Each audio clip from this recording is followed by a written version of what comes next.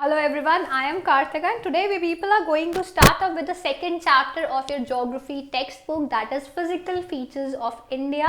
हम लोग इससे पहले वाला चैप्टर जो है वो डिस्कस कर चुके हैं, जिसके अंदर हम लोगों ने डिस्कस किया था about the size and location of our country. If we people look at our country world के पॉइंट ऑफ व्यू से हम लोग देखते हैं तो हमने अपनी कंट्री का डिस्कस किया था लोकेशन और उसका साइज. तो इस चैप्टर के अंदर हम लोग डिस्कस करने वाले हैं फिजिकल फीचर्स जो कि हमारी कंट्री के हैं. Now when we people talk about physical features, तो हर कंट्री में क्या होता है ना कि कुछ देयर आर सम अट्रैक्शन, जैसे हम बोलते हैं कि हम ये अट्रैक्शन पॉइंट्स हैं, माउंटेन्स पे जा रहे हैं, बीचेस पे जा रहे हैं. So we people talk about this stuff कि हाँ ठीक है हम लोग इधर घूमने जा रहे हैं उधर घूमने जा रहे हैं. Now we people right now if I am in Delhi, so I am living at a plain area, but people who are living in Mumbai, they are living by the beaches. Many of the people, they are living by the beaches. So some people who live in the northern part, or I live in the northern part, but the people who are living near the mountains, so they are living near the mountains. Now you people can see that people of our country, they are living in different areas of our country, और वो जिन areas में रह रहे हैं ना उन areas का physical features जो है वो डिफर करता है. कुछ लोग जो है वो माउंटेन्स में रह रहे हैं, कुछ लोग जो है बीचेस के पास रह रहे हैं. Some people are living in the desert area, some people are living in the plain area जहाँ पे ऐसा कोई फीचर नहीं है. So you people yourself can see कि जो इंडिया है वहाँ पे डिफरेंट पॉपुलेशन जो है, डिफरेंट जो हमारा एरिया होता है इंडिया का, किस तरीके से वहाँ पे जो उस एरिया के फिजिकल फीचर्स हैं वो किस तरीके से डिफर कर रहे हैं. कुछ एरियाज में अगर हमारे यहाँ पे माउंटेन्स हैं तो कुछ एरिया में हमारे यहाँ पे बीचेस हैं. वहीं कुछ एरियाज की अगर हम लोग बात करें तो वहाँ पे डेजर्ट्स हैं. And these area they now if you people talk about the desert area, जैसे कि हम राजस्थान का बात कर रहे हैं, तो राजस्थान के अलावा अगर आप साउथ के अंदर जाएंगे तो आपको देखने के लिए मिलते हैं beaches, the sea area. So you people can see that. You go to the north east, वहाँ पे आपको डिफरेंट देखने के लिए चीज़ मिलेगी. So you yourself can see कि जो हमारे इंडिया है, हमारा जो कंट्री है, वहाँ पे हमें डिफरेंट फीचर्स देखने के लिए मिलते हैं, जहाँ पे कि मतलब हमारी कंट्री का एक एरिया दूसरे एरिया से डिफरेंट है. तो वही जब हम लोग फिजिकल फीचर्स की बात कर रहे हैं, जैसे हम किसी इंसान की बात कर रहे हैं, तो एक इंसान का there are some features that we people talk about. Someone is having a sharp nose, someone has beautiful eyes, so we people are discussing about their physical features. लेकिन उस बंदे के फिजिकल फीचर्स किसी और बंदे से डिफरेंट होंगे, that is but obvious. सो वैसे ही अगर आप, जैसे मैंने आपको लोगों के फिजिकल फीचर्स को लेकर के बात बताई, वैसे अगर आप लोग कंट्री को देखोगे हमारी, तो उसके भी कुछ फिजिकल फीचर्स हैं, जैसे कि कुछ माउंटेन एरिया, कुछ प्लेन्स, कुछ डेजर्ट, कुछ beaches. So these all are the physical features of our country. So that is what we people are going to discuss in this chapter.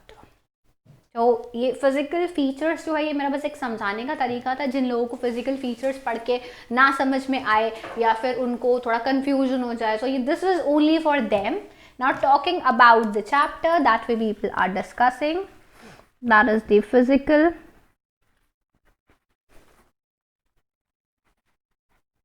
features of India. So this is we people are discussing this chapter, the second chapter of our geography textbook. Now as we people in the earlier chapter we people have learned कि जो हमारा country है India, it is a very vast country, और इसके जो land forms हैं वो काफ़ी different है. ऐसा नहीं है कि हमारा जो पूरा country है, अब इतना बड़ा हमारा country है, तो ऐसा नहीं है कि जो पूरा ही देश है वहाँ पे एक ही तरीके का लैंड फॉर्म है, ऐसा नहीं है. हमारे यहाँ पे जो लैंड है वो डिफ़र करता है, एक एरिया से दूसरा एरिया जो है वो डिफ़र करता है. लैंड भी वहाँ पे जो है वो डिफ़र करता है. सो अब I told you people that I am living in Delhi, so I live in a plain area जहाँ पे ना माउंटेन्स है, ना डेजर्ट है, ना बीचेस है, ना ही कोई रॉकी टेरेन है, nothing like that. I live in an area which is considered to be a plain area. So I live in that kind area. So वैसे ही अगर आप लोग माउंटेन्स में रह रहे हो तो आप लोग प्लेन्स नहीं उस एरिया को कह सकते. You people live in an mountain area, so आप उस टेरेन के अंदर रहते हो. तो वैसे ही हमारी कंट्री के अंदर जो डिफरेंट डिफरेंट जगहें हैं जहाँ पे कि लोग रहते हैं, उनके वहाँ पे लैंड जो है वो डिफर करता है, जो टेरेन है वो डिफर करता है। सो वैसे ही हम लोग देखते हैं that we people know about the plain. अब जैसे मैंने आपको बता दिया कि प्लेन लैंड क्या है, जहाँ पे ये सारे फिजिकल जो the area which is plain as it says, जैसे कि ये वर्ड बता रहा है अपने बारे में, plain land means the plain area. इसमें कुछ ऐसा नहीं है कि अच्छा प्लेन क्या होता है नहीं समझ में आया, जो वर्ड यहाँ पर लिखा है ना वही उसका मतलब है, plain area. That is the meaning of this word.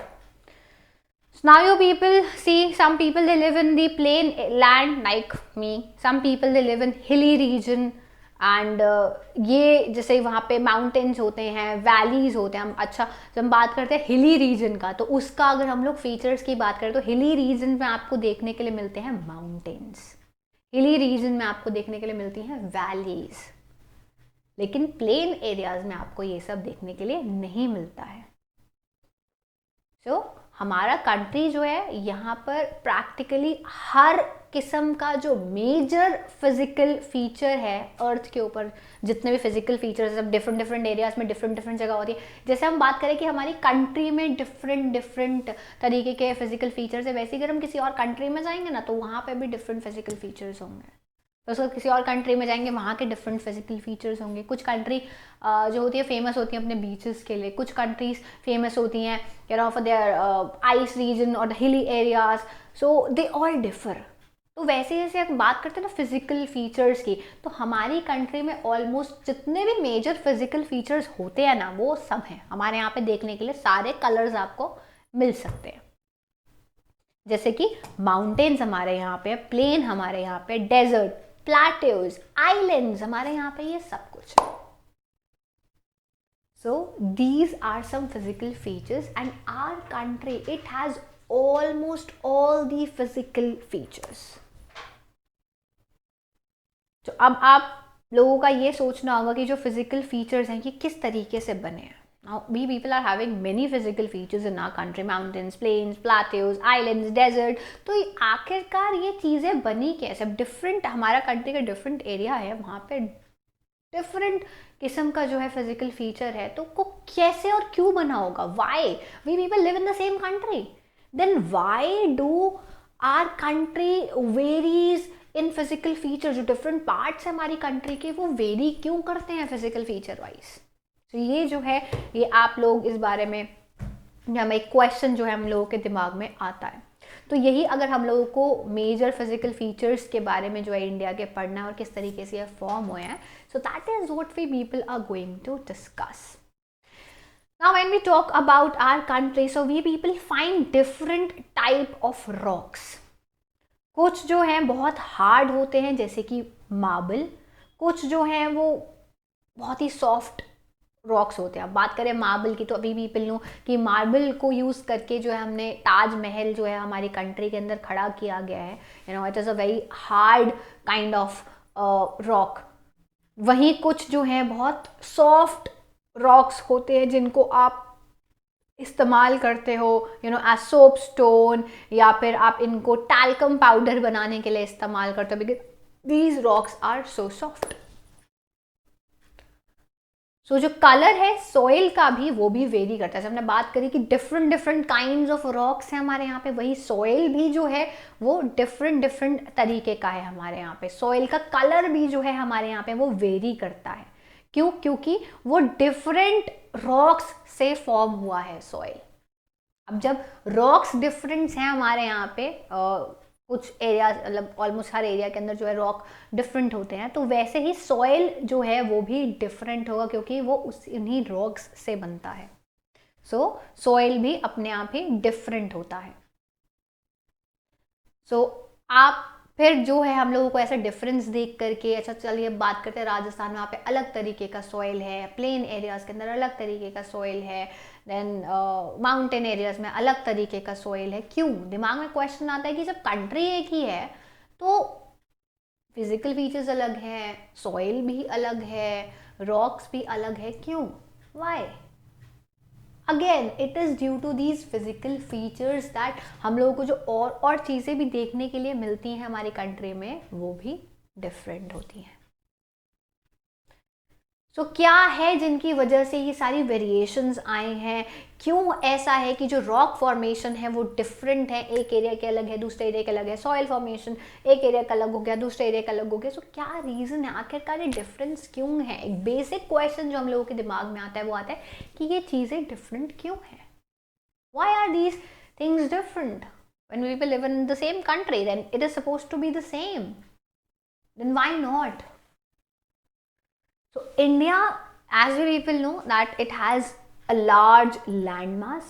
और ये जो लैंड मास है ये फॉर्म हुआ था due to different geological periods which has influenced her relief. Now, besides geological formation, a number of processes such as weathering, erosion, and deposition have created and modified the relief to its present form. Now, talking about our country, हमारा जो land mass है वो बहुत it is very large and it was formed due to some geological periods के दौरान जो है ये बना है. और प्लस भी पीपल से जो जियोलॉजिकल फॉर्मेशंस हैं हमारे यहाँ पे, जैसे कि कुछ चीज़ें जैसे फॉर्मेशंस की जब हम लोग बात करते हैं उसकी वजह से काफ़ी सारे प्रोसेसेस जो हैं वो होते हैं हमारी कंट्री में, जैसे कि इरोजन हो गया, डेपोजिशन हो गया, वेदरिंग हो गया. So these are also different.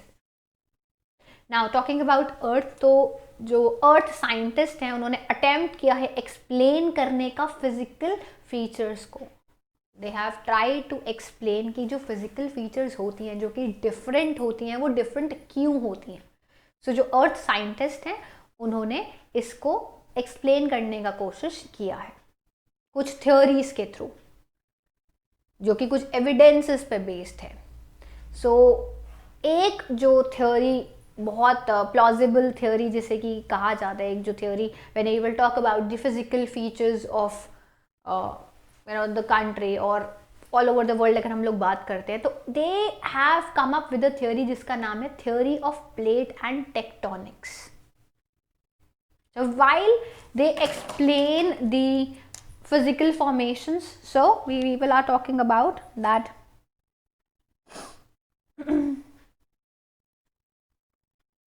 formation of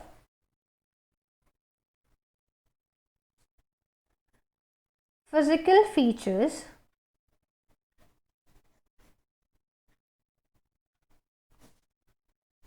has been attempted to explain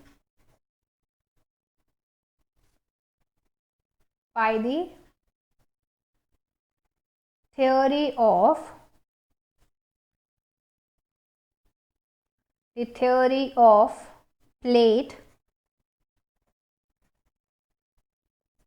plate tectonics.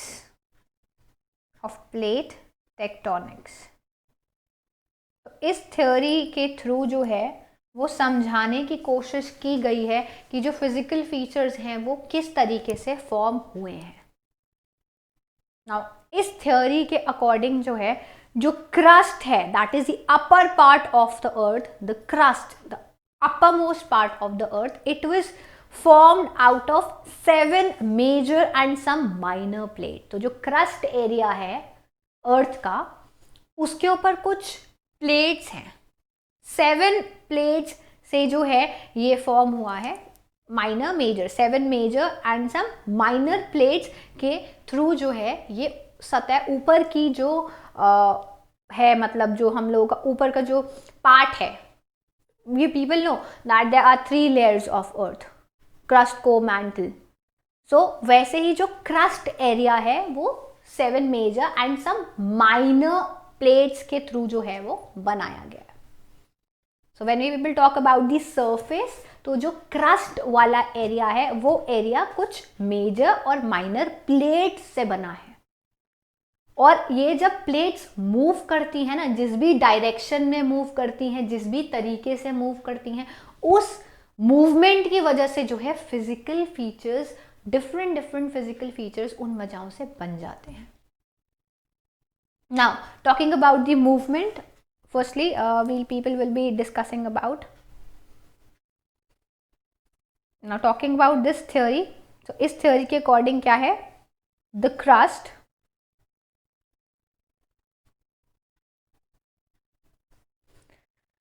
crust जिसको हम अपर पार्ट कहते हैं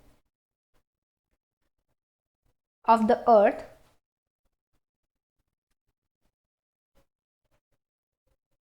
has been formed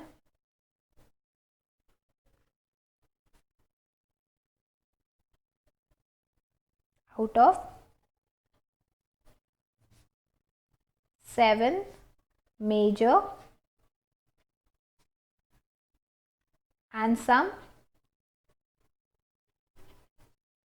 minor plates. तो जो क्रस्ट एरिया है वो कुछ प्लेट्स से बना है, कुछ मेजर प्लेट्स हैं और कुछ माइनर प्लेट्स हैं. अब यही जो मूवमेंट है इन प्लेट्स की, इनकी वजह से जो है कुछ स्ट्रेस बन जाता है कुछ जगहों के ऊपर. और जो जब ये स्ट्रेस बनते हैं इनकी वजह से क्या होता है, कुछ एक्टिविटीज़ होती है जिनको हम जानते हैं फोल्डिंग के नाम से, फॉल्टिंग के नाम से और वॉल्केनिक एक्टिविटीज़ के नाम से. सो ये जो मूवमेंट है प्लेट्स का, इनकी वजह से कुछ चीज़ें हो जाती हैं जैसे कि folding, faulting and volcanic activity. So ये जो प्लेट मूवमेंट है इनको क्लासीफाई किया जाता है 3 कैटेगरीज के अंदर. तो थोड़ा सा कंफ्यूजिंग हो सकता है, बट आप लोग अगर इसको ध्यान से सुनेंगे और समझेंगे ना तो आप इसको बेटर समझ पाएंगे. अब मान लीजिए जो अर्थ का सरफेस है, जैसे कि हम क्रस्ट की इस टाइम पे बात कर रहे हैं, हम जानते हैं कि 3 जो है अर्थ के सरफेसेस हैं, that is core, mantle and the crust. So talking about the crust area की अगर हम लोग बात करें तो क्रस्ट एरिया पे कुछ प्लेट्स, यानी कि मान लीजिए I'll just explain to you people while एक थोड़ा सा ड्रॉ करके जो है मैं आप लोगों को बेटर समझाती हूँ. So now this area of earth is the crust area. हम बात कर रहे हैं क्रस्ट एरिया की, और ये जो एरिया है ये क्रस्ट एरिया. अभी जो क्रस्ट एरिया है ये बना हुआ है डिफरेंट डिफरेंट प्लेट्स से. मान लीजिए ये प्लेट्स हो गई, इस तरीके से जो है ये प्लेट्स के थ्रू जो है ये एरिया बना हुआ है. अगर आप देखें तो ये सरफेस है और सरफेस के ऊपर प्लेट्स, आप नॉर्मली प्लेट्स को अगर देखेंगे ना, अब गोल प्लेट्स को देखेंगे और आप उसको किसी सरफेस के ऊपर बिछा देंगे तो वैसे ही मान लीजिए अर्थ के सरफेस पे भी कुछ प्लेट्स बिछी हुई हैं. और अर्थ के मूवमेंट के बाद जब ये प्लेट्स मूव करती हैं तो उसकी वजह से कुछ एक्टिविटीज़ होती हैं, यानी कि जैसे कि फोल्डिंग, फॉल्टिंग और वॉल्केनिक एक्टिविटीज़. अब ये जो प्लेट्स है ना ये 3 तरीके से मूव करती है, 3 डायरेक्शंस के अंदर जो है ये प्लेट्स मूव करती हैं. पहला डायरेक्शन है कन्वर्जेंट बाउंड्री का, दूसरा है डाइवर्जेंट और तीसरा है ट्रांसफॉर्म बाउंड्री का. तो 3 तरीके से जो है ये प्लेट मूवमेंट्स होती हैं. वाइल जो कुछ plates, now talking about the 3 classification जो है इन प्लेट्स की, तो हम लोग बात करें, पहला है कन्वर्जेंट बाउंड्रीज. कन्वर्जेंट बाउंड्री में जो प्लेट है वो एक दूसरे की तरफ आ जाती है. तो जो प्लेट्स है, मान लीजिए 2 प्लेट्स इस तरीके से रखी हुई हैं, ये 2 प्लेट्स जो हैं जब ये एक दूसरे की तरफ आएंगी तो ये कन्वर्ज, एक दूसरे के साथ मिल जाएंगी. पहला मूवमेंट तो ये हो गया. दूसरा मूवमेंट है डाइवर्ज करना, यानी कि ये दोनों प्लेट्स इकट्ठे हैं और ये दोनों अलग अलग जो है ऐसे मूव करने लग जाएंगी, तो ये अलग हो गई, ये होगी डाइवर्जेंट. नाउ ट्रांसफॉर्म बाउंड्री क्या है, जब जो 2 प्लेट्स हैं वो ऊपर नीचे मूव कर रही हैं, they are moving in opposite directions. इस तरीके से जो है ऊपर नीचे जो है वो लोग मूव कर जाएंगे. एक ऊपर की तरफ जा रही है, एक नीचे की तरफ आ रही है. सो हमने क्या डिस्कस किया है कि मान लीजिए अब ये मेरा प्लेट्स जो है ये मेरे हाथ का आप डायरेक्शन देखिए, आपको फिर बेटर समझ में आ जाएगा. अब मैं कह रही हूँ कि जो प्लेट्स है ये, दिस इज माई हैंड और ये 2 प्लेट्स है, एक प्लेट ये है, एक प्लेट ये है. तो जब 2 प्लेट्स हैं जब वो एक दूसरे की तरफ आ रही हैं तो ये हो जाएगा कन्वर्जेंट बाउंड्री. जब एक दूसरे से अलग जा रही हैं तो ये हो जाएगा डाइवर्जेंट। और वहीं जब ऊपर नीचे हो जाएंगी प्लेट्स, एक प्लेट ऊपर जा रही है दूसरी प्लेट नीचे आ रही है, तो ये हो जाएगा ट्रांसफॉर्म बाउंड्री। सो इस तरीके से जो है 3 मूवमेंट्स होती हैं प्लेट्स की। क्रस्ट एरिया के अंदर जो प्लेट्स हैं उनके अंदर 3 तरीके की मूवमेंट होती है।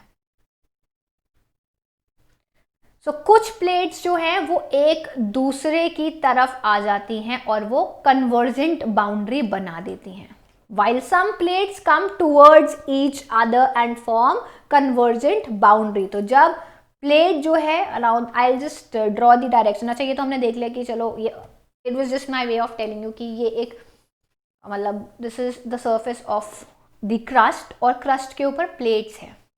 अब ये प्लेट्स जब तो एक दूसरे की तरफ मूव कर रही हैं, ये प्लेट इस तरफ जा रही है और ये वाली प्लेट इस तरफ आ रही है, तब तो ये बन जाएगा कन्वर्जेंट बाउंड्री।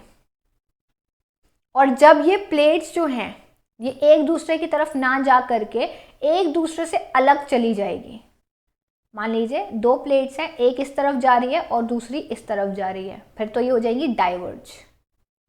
जब एक दूसरे की तरफ आएंगी तो हो जाएंगी कन्वर्ज। अब ये जो 2 प्लेट्स हैं ये एक दूसरे की तरफ आ रही हैं तो ये एक दूसरे से कन्वर्ज हो जाएंगी, और अगर एक दूसरे से अलग जा रही हैं तो डाइवर्ज हो जाएंगी। और यही अगर ये जो प्लेट्स हैं ये एक साथ ना आकर के ऊपर नीचे हो जाए तो ये ट्रांसफॉर्म बाउंड्री बना देंगी। सो कुछ जो प्लेट्स हैं वो कन्वर्जेंट बाउंड्री बनाती हैं। Some plates move away from each other, so they are moving away from. ये मैंने डायरेक्शंस ड्रॉ करके आपको बताया है कि कुछ प्लेट्स एक दूसरे से अलग जा रही हैं। आप एरोज को देखिए, ये एरोज एक दूसरे की तरफ जा रहे हैं तो प्लेट्स एक दूसरे की तरफ जा रही हैं, ये एरोज एक दूसरे से अलग जा रहे हैं, सो प्लेट्स जो हैं वो एक दूसरे से दूर जा रही हैं। सो ये हो जाएगी डाइवर्जेंट बाउंड्री। वहीं एक इवेंट ऐसा होता है 2 प्लेट्स का जो कि वो इकट्ठे आती हैं, या तो वो कोलाइड हो जाएंगी या क्रम्बल हो जाएंगी या फिर वो क्या करती हैं स्लाइड कर जाती हैं, एक दूसरे के ऊपर नीचे स्लाइड हो जाएंगी।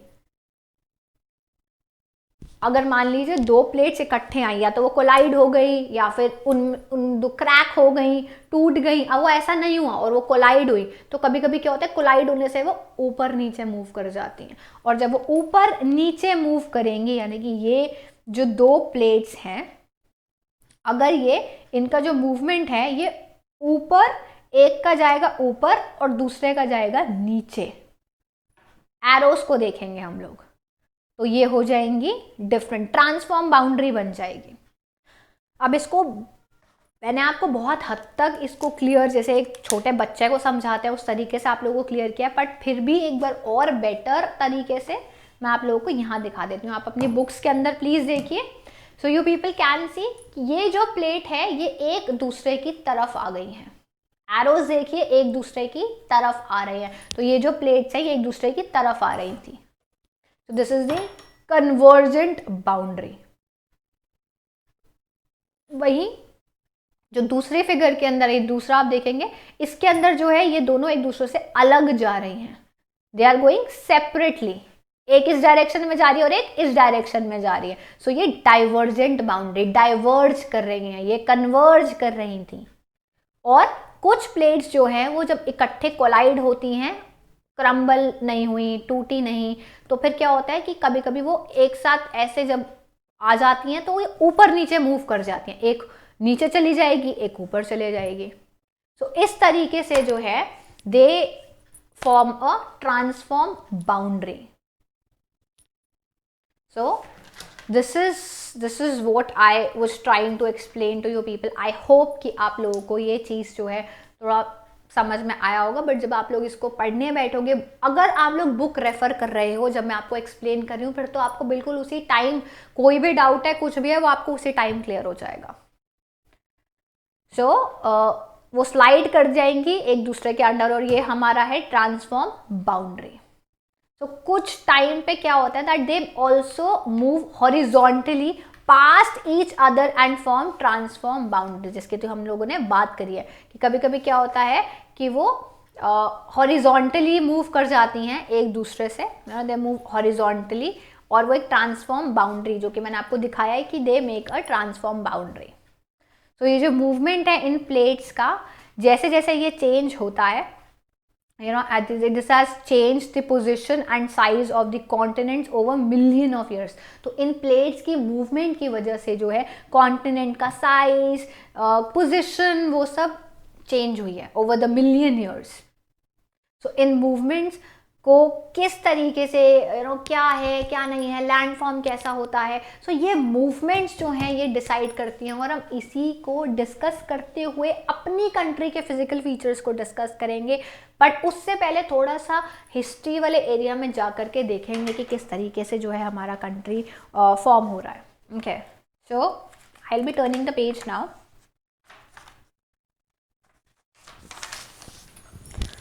So now talking about the oldest landmass, that is the peninsula part, जो oldest landmass था that was a part of Gondwana land। So there is a land जिसका हम डिस्कस करने वाले हैं, गोंडवाना land, और ये सबसे oldest landmass था। और गोंडवाना लैंड के अंडर क्या क्या एरियाज आते थे, अगर हम उसकी बात करें कौन कौन सी कंट्रीज आती थी, तो गोंडवाना लैंड के अंदर आता था India, Australia, South Africa, South America and Antarctica as one single land mass. तो पहले जो था वो India, Australia, South Africa, South America, Antarctica जो है वो एक लैंड मास था। लेकिन अभी तो नहीं है ऐसा। अब देखिए, इंडिया अलग है, अलग जगह पे, ऑस्ट्रेलिया अलग जगह पे है, साउथ अफ्रीका अलग जगह पे, साउथ अमेरिका, हम इंडिया से नहीं लगता है ये इलाका। तो ये अलग अलग इलाका है। कैसे? जब पहले हम कह रहे हैं कि गोंडवाना लैंड था और वहां पे ये सारे तो इकट्ठे जगहें हुआ करती थी, लेकिन अब तो नहीं है। तो क्यों, किस वजह से, क्या हुआ? सो जो कन्वेक्शनल करंट्स हैं वो स्प्लिट किया उन्होंने क्रस्ट को काफी सारे पीसेस के अंदर। There was a convectional current जिसने कि स्प्लिट कर दिया क्रस्ट एरिया को। इसकी वजह से जो है ड्रिफ्ट हो गया, जो एरिया था द इंडो ऑस्ट्रियन एरिया जो था वो ड्रिफ्ट हो गया, वो वहां से अलग हो गया। सो ये सेपरेट होने के बाद जो है गोंडवाना लैंड से जो है ये एरिया सेपरेट हो गया। इस वजह से एक करंट ने स्प्लिट कर दिया इस एरिया को, उसकी वजह से ये एरिया पीसेस के अंदर अलग हो करके वहां से अलग हो गया। सो जो नॉर्थवर्ड ड्रिफ्ट था उसकी वजह से वो कोलाइड कर गया एक प्लेट के अंदर जा करके, जो कि काफ़ी बड़ा प्लेट है, यूरेशियन प्लेट। तो वो जा करके यूरेशियन प्लेट के अंदर कोलाइड कर गया जब अलग हुआ। तो इस कोलिजन की वजह से जो सेडिमेंटरी रॉक्स थे जो कि एक्यूमुलेट हुए उस जियो सिंक्लाइन के अंदर, उसे कहा गया Tethys, and they were folded to form the mountain system of Western Asia and Himalaya। तो इस तरीके से जो है वो हिमालयस फॉर्म हो गए। एरिया अलग हुआ, दूसरे एरिया में जाके कोलाइड हुआ, उस कोलिजन की वजह से जो है माउंटेन एरिया बन गया वेस्टर्न एशिया का और हिमालय का। सो जो हिमालयन अपलिफ्ट है, it is out of the Tethys sea and subsistence of the northern flank of the peninsula plateau resulted in the formation of large basin. So in due course of time, this depression gradually got filled with deposition of sediments by the rivers flowing from the mountains in the north and the peninsular plateau in the south। So we people see जब ये mountain का formation हुआ, plus we people see that due to this Tethys area जो है, जब ये fold हुआ तो mountain system बन गया। हमारे mountain से rivers भी बहुत सारी आती हैं। सो माउंटेन्स का फॉर्मेशन, रिवर्स का फॉर्मेशन आप लोग देख सकते हैं कि किस तरीके से कोलिजन की वजह से हुआ। तो एक flat land of extensive alluvial deposit led to the formation of northern plains of India. अच्छा, माउंटेन्स को हमने देख लिया, जो माउंटेन्स हैं वो माउंटेन सिस्टम बने टेथिस की वजह से। वहीं अगर हम लोग बात करें प्लेन एरियाज जो हैं वो बने एलुवियल डिपॉजिट की वजह से, सेडिमेंटरी डिपॉजिट की वजह से जो है वो बना माउंटेन एरिया। वहीं एलुवियल डिपॉजिट की वजह से बना प्लेन एरिया जो हमारी कंट्री का है, प्लेन्स, यहाँ पे माउंटेन्स नहीं है। सो जो लैंड है इंडिया का वो डिस्प्ले करता है बहुत सारे फिजिकल वेरिएशंस को, डिफरेंट डिफरेंट फिजिकल वेरिएशंस को। सो जियोलॉजिकली जो पेनिनसुलर प्लेट्यू है उसके अंदर एक ancient it constitutes one of the ancient landmass on the earth's surface. It was supposed to be one of the most stable land blocks. The Himalayas and the northern plains are the most recent landforms. So जो हिमालयाज हैं और जो northern plains हैं वो बहुत ही recent landforms हैं. So from the viewpoint of geology जो Himalayan mountains हैं वो फॉर्म करते हैं बहुत ही अनस्टेबल जोन। आप जानते हैं ना जो माउंटेन्स हैं वो बहुत ही अनस्टेबल होते हैं। सो दिस इज वाई, क्योंकि ये रीसेंट उसमें बने हैं, एज इन बने मिलियंस ऑफ ईयर्स पहले थे, बट द थिंग इज कि इतना पुराना नहीं है, बिकॉज इट गॉट सेपरेटेड और फिर जा करके दोबारा बना ये एरिया। क्योंकि पहले हम क्या कह रहे हैं, गोंडवाना लैंड के साथ जुड़ा हुआ था ये सारा एरिया, बट फिर अलग हुआ और दूसरे एरिया में जा करके जुड़ गया और फिर इसके कुछ फिजिकल फीचर्स बने। तो जब इसके फिजिकल फीचर्स कुछ बने तो इस वजह से कहते हैं कि रीसेंट फॉर्मेशन है, बट रीसेंट फॉर्मेशन नहीं है, मिलियंस ऑफ ईयर्स पुरानी फॉर्मेशन है। So anyway, so that is why जो माउंटेन्स है वो बहुत ही अनस्टेबल जोन है। दैट इज वाई लैंडस्लाइड, पहाड़ का के ऊपर हम जब जाते हैं तो लैंडस्लाइड हो जाता है रेनफॉल की वजह से। वाई? बिकॉज वो स्टेबल एरिया इतना नहीं है। तो जो पूरा माउंटेन सिस्टम है हिमालयाज का वो रिप्रेजेंट करता है एक बहुत ही यूथफुल टोपोग्राफी को, जो कि रिप्रेजेंट हम लोग देख सकते हैं वहाँ पे high peaks, deep valleys, fast flowing rivers. So these are the features of the Himalayan mountain areas. जो आप लोग घूमने गए हैं हिमालयस की तरफ तो आप लोग देख सकते हैं किस तरीके से जो हमें यहाँ पे हाई पीक्स, डीप वैलीज और बड़ी फास्ट फ्लोइंग रिवर्स देखने के लिए मिलती हैं। तो जो नॉर्दर्न प्लेन्स हैं वो फॉर्म हुए हैं एलोवियल डिपॉजिट्स की वजह से। तो जो पेनिनसुलर प्लेट्यू है वो कंपोज होता है इग्नियस एंड मेटामॉर्फिक रॉक्स का, और this is with the gently rising hills and wide valleys. So rock formations जो हैं, rocks जो हैं वो इन एरियाज में डिफरेंट एरियाज में पाए जाते हैं, और डिफरेंट एरियाज के अंदर ये जो रॉक्स पाए जाते हैं उनकी वजह से हमें वहाँ पे डिफरेंट फिजिकल फीचर्स देखने के लिए मिलते हैं। So this is about the थोड़ा इंट्रोडक्टरी जब हम लोग देते हैं, इंट्रोडक्शन जो दिया जाता है when we people explain about the physical features. So as we people discuss about कि फिजिकल फीचर्स है, अर्थ के ऊपर कुछ मूवमेंट हुई जिसकी वजह से ये कुछ फीचर्स बने। सो आगे हम लोग इन फीचर्स को ही डिस्कस करेंगे। तो ये तो हम लोगों ने देख लिया कि किस तरीके से फीचर्स बने, बट अब ये फीचर्स क्या हैं उनको हम लोग डिस्कस करेंगे। So we people have discussed about the formation of the physical features due to some movements of the plates, due to some activities that happened। उनकी वजह से जो है ये physical features जो हमें अपनी कंट्री में देखने के लिए मिलते हैं वो हमें उन वजहों से देखने के लिए मिलते हैं। So now talking about the major physiographic divisions. So let's talk about the major physiographic divisions of our country.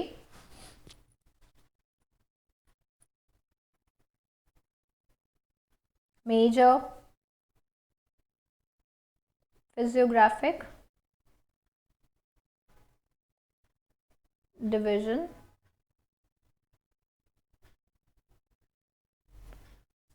So talking about the major physiographic divisions in our country, जो physical feature है India का उसे group किया जा सकता है कुछ physiographic divisions के अंदर, यानी कि हम उन्हें कुछ फीचर्स जिनके बेसिस पे बांट सकते हैं। वो क्या है? पहला हो जाएगा द हिमालयन माउंटेन्स। पहला है द हिमालयन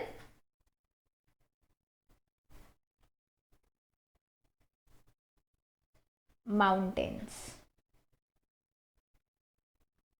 दूसरा है the northern plains, the northern plains, तीसरा है the peninsular plateau, the peninsular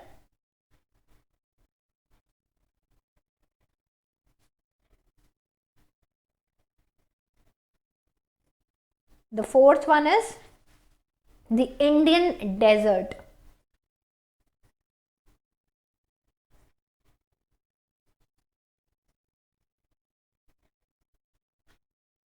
fifth is the coastal plains,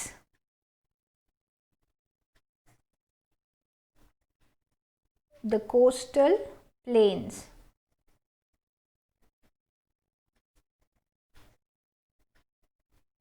and the sixth one is the islands.